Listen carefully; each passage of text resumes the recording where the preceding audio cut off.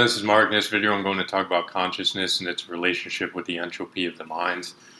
Um, Generally, you're going to have, there exists bits of information that everyone processes, and of course, you find that individuals who are highly creative have the openness to experience or very open to information. And of course, at the realm, when you go too beyond or beyond the realms of reality, and you start getting into psychosis, that's when you got to consider like the concept of entropy and how there's order and disorder, and how the universe in itself is kind of shifting towards a state of increased entropy, but localized regions we find there's a lot of chaos or disorder, but it tends to be on more of a localized scale. But overall, um, everything's shifting towards increased complexity over time, and with complexity you add many more variables to the equation.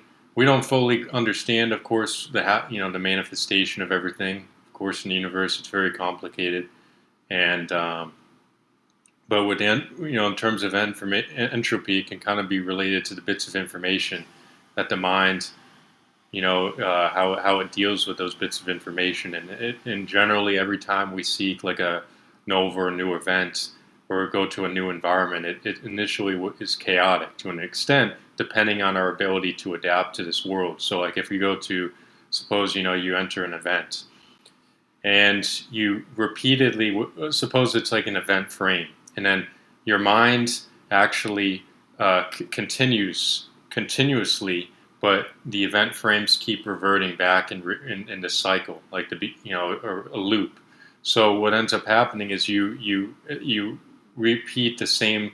You basically get reintroduced to the event. It starts a cycle over again, but you have conscious awareness of the progression. That time is still progressing, so your mind doesn't get reverted back. So in this case, you have repetition of information. You're processing the same event frame, and what ends up happening now, if this happened for a long duration, and then you translate into, let's say, well into the future, where everything becomes way more complex. There's more variables, just like in the U.S., where we have to deal with all these huge loads, and we're increasing. We keep adding layers of responsibility on top of each other, and of course, we're able to manage more as the complexity, the capacity for our minds. Our brains are becoming more complex to an extent, depending on the environment and how many variables are inputted into the equation. So if we translate too far, it will become it's proportional. The distance is going to be proportional to the chaos. So it's going to be a lot of entropy. Basically, it's a stimulant. It's a high level of stimulation. And of course, I think with consciousness, it's like it tends to be related to that. It kind of like the manifestation of the energy, the vibration of within the inner workings um, within our system. And basically, when there's a lot of energy and as is being created or generated, the mind, everything speeds up, processing speeds up, and you notice as you tend in this direction, it's like consciousness tends to expand, as if you become more open. That's why when you go towards psychosis, you become more and more open. Somehow your brain just gets flooded, and the entropies skyrockets because it's related to the initial condition. And you try to organize this, like your mind naturally tries to work towards congregating everything together or in an organized mass. But if it's not able to do so, if it starts going off in divergent directions, that's the worst case scenario. But generally, creativity is your ability to kind of work in those domains, kind of be uncomfortable and going to the unknown where resides the chaos. But you're able to organize it, organize that into and compile it, and actually be productive to an extent, depending on divergence or the rate of divergence. So, now if you go in the other direction, towards like a depressed state, everything slows down. It's like the slowing of the biological clock, and you're reverting from now, or kind of like you're going in a direction towards order. And in this case, bits of information is kind of collapsing. You're not able to generate as many ideas within that event frame. You're not as open to information depending on where the mindset is going. And typically I notice that when the mindset goes negative, it's like it contorts it actually closes off consciousness and it becomes almost bounded, and you become sucked into this darkness. And that darkness, the light is beyond the bound. And essentially, if this gets worse and worse and worse, it collapses and eventually goes towards a single point. And that's not what what you want. So really, it's really a function of the mental state, and our consciousness, how it expands. It's related and proportional, but there's obviously more to it. It's kind of how our mindset, which direction we take it at.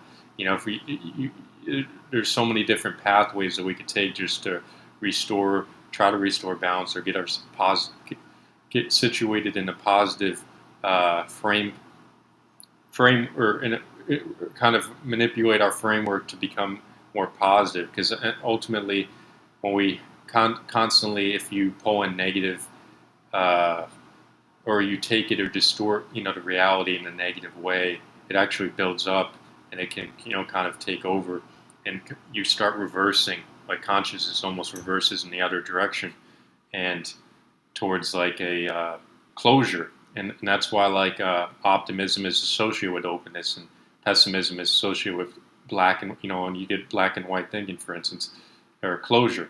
And close, you could think of it as form, you have just being closed-minded. But I think we all experience this as long because to me it exists on the spectrum. If you take a line segment, you can exist along any point of the spectrum depending on the circumstances of your life.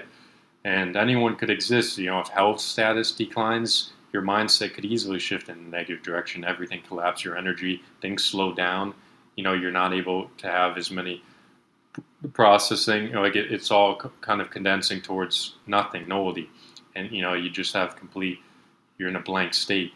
Whereas, if you go in the other direction now, very quickly, because you adapted to this new level, this new low level. Let's suppose you were in that state for a while and you go to high. It's going to be very, very chaotic. It's a lot of entropy, and and essentially,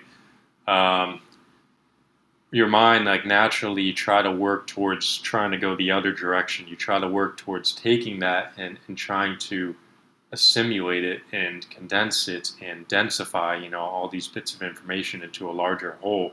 And that's really kind of how everything it works. It almost works like with nature, when the atomic particles, the attraction, affinity of everything. It's all trying that there's some degree of order amid all this chaos, with all this vibration, all this energy. There's forces that are interplaying, and some forces that we don't even know. And even in the metaphysical realm, we can relate it.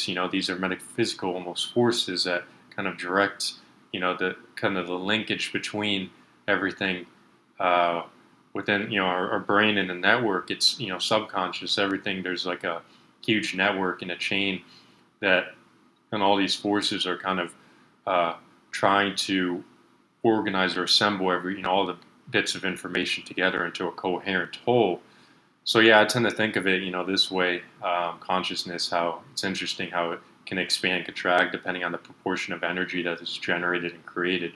And the key is that we continue to try to progress, or continue to try to be positive, continue to try to, not let the external world affect us negatively, because ultimately that's kind of closing everything off. Comparison, contrast, all the different.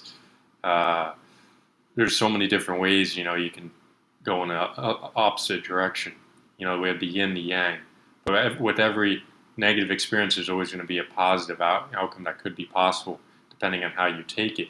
So just the negative can be easily transformed. It's about transforming the negative into the positive, and then trying to liberate that, and then keep going and build resistance against the fall that could recur.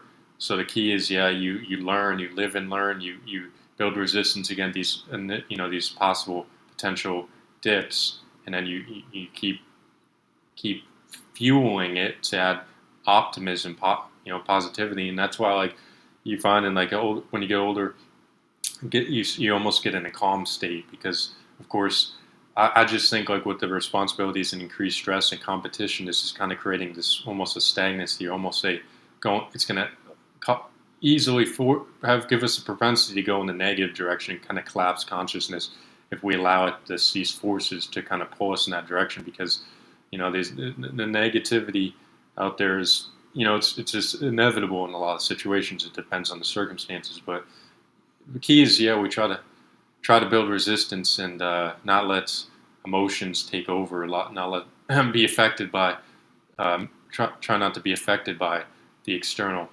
world so much. That's just kind of what I've learned in terms of like trying to expand and maintain this outlook or positive state. I think it's always good to consider the just everything that has been positive so far, and trying to not make the same mistake and falling back into a vicious cycle or vicious loop of despair, because especially if the same trigger happens again, like if it's the same trigger and it pulls you down, you got to try to resist that, because of course there's going to be new potential, uh, uh, like with anything, stress, work, or anything related that could cause stress, um, can pull anyone down. So the key, I've learned is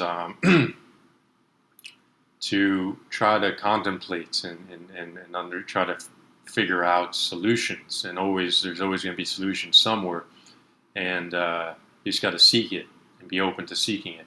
And yeah, that's just all I have for now on this subject. And see you next time.